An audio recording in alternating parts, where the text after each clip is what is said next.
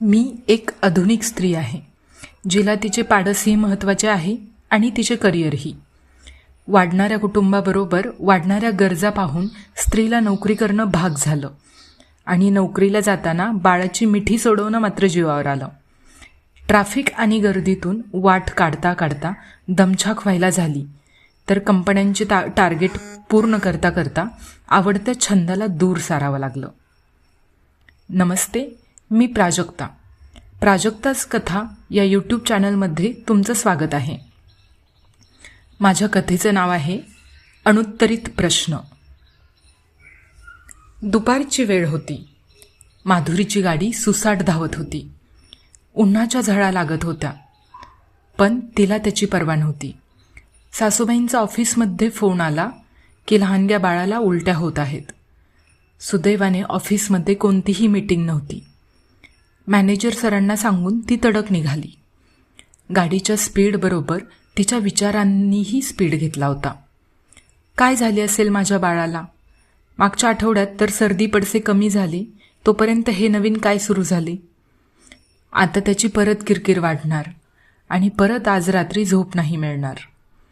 आणि त्यात आजारपणामुळे वाढलेली कामे आहेतच साथीला. सासूबाई आहेत, पण त्याही थकून जातात. त्या बाळाला सांभाळतात हीच खूप मोठी गोष्ट आहे, कारण पाळणा घराचा अनुभव फार काही बरा नाहीये. सगळ्या विचारांनी तिचे डोके भणभणायला लागले. ती घरी पोहोचली. सासूबाई आणि बाळाला घेऊन डॉक्टरांकडे पोहोचली खरी, पण तिच्यातील आईला मात्र चैन नव्हती.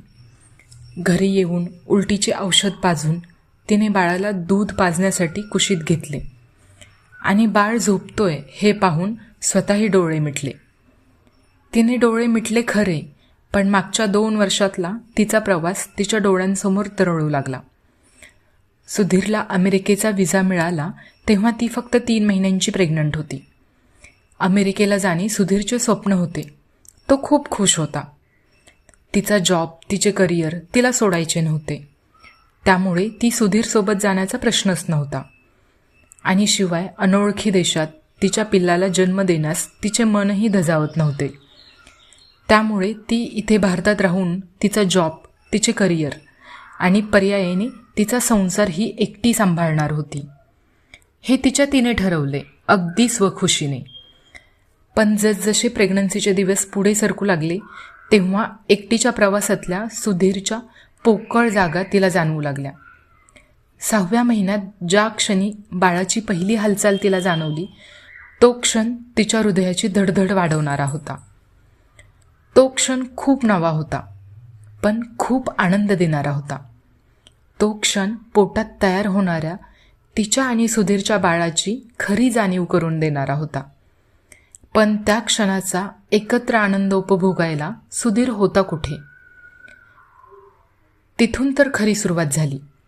प्रेग्नन्सीमध्ये होणाऱ्या उलट्या, मूड स्विंग, सासूबाईंच्या छोट्या छोट्या शब्दांवर होणारी चिडचिड सहन करून तिला कुशीत घेणारा सुधीर होता कुठे? लेबर पेन चालू झाले तेव्हा आपल्याला किती भीती वाटत होती, त्यावेळी हात हातात घेऊन धीर देणारा सुधीर होता कुठे? डिलिव्हरीनंतर बाळाला कौतुकाने कुशीत घेणारा त्याचा बाबा होता कुठे? बाळाचे पालथे पडणे, रांगणे, पहिले चालणे, पहिले बोलणे हे सगळे पाहण्यासाठी त्याचा बाबा होता कुठे? स्वप्नांच्या मागे धावता धावता आयुष्यातील अनमोल आनंद हरवत होता का त्याचा बाबा? बंद डोळ्यानाड अश्रूंना थांबवायचा प्रयत्न करत माधुरी विचार करत होती. बाळामुळे होणारी रात्र जागरणे, त्याचे आजारपण, त्यातून होणारी दगदग मी एकटीने सहन केली. माझ्या आजूबाजूला आई, बाबा, सासू, सासरे, भाऊ, दीर सगळे होते, पण यातल्या कोणाच्याच कुशीत शिरून मी निवांत 2 क्षण नव्हते घालवू शकत. कदाचित हे निवांत 2 क्षण घालवण्याचा मला अधिकार नाही, कारण मी हट्टानं माझ्या करिअरसाठी मायदेशी राहण्याचा निर्णय घेतला. पण खरं सांगू, सुधीर, तू निघून गेलास आणि गोष्टी माझ्यासाठी अवघड होत गेल्या. तुझ्यासोबत राहावे वाटते, पण आता परिस्थिती अशी आहे की तू प्रोजेक्ट अर्धा सोडून येऊ शकत नाहीस आणि मला खूप कष्टाने बनवलेले करिअरही सोडवत नाही. म्हणून केवळ हे सगळे सोसणे मला भाग आहे. कारण मी एक आधुनिक स्त्री आहे, जिला तिचे पाडसही महत्त्वाचे आहे आणि तिचे करिअरही. वाढणाऱ्या कुटुंबाबरोबर वाढणाऱ्या गरजा पाहून स्त्रीला नोकरी करणं भाग झालं आणि नोकरीला जाताना बाळाची मिठी सोडवणं मात्र जीवावर आलं.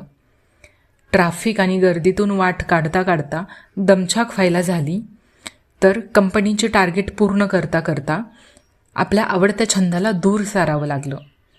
स्पर्धेच्या युगात निदान काही वर्ष तरी एकटीने संसाराचा गाडा ओढणं भाग झालं. सुधीरसारख्या युवकांना कुटुंबापासून दूर राहत सिलिकॉन व्हॅलीला जाणं क्रमप्राप्त झालं. शेवटी याला उपाय काय? स्त्रीने तिचे करिअर सोडावे की पुरुषाने त्याच्या स्वप्नांना मुरड घालावी? दोन्ही प्रश्नांची उत्तरे सापडतील का? कारण काही प्रश्न अनुत्तरित असतात, हेच खरे.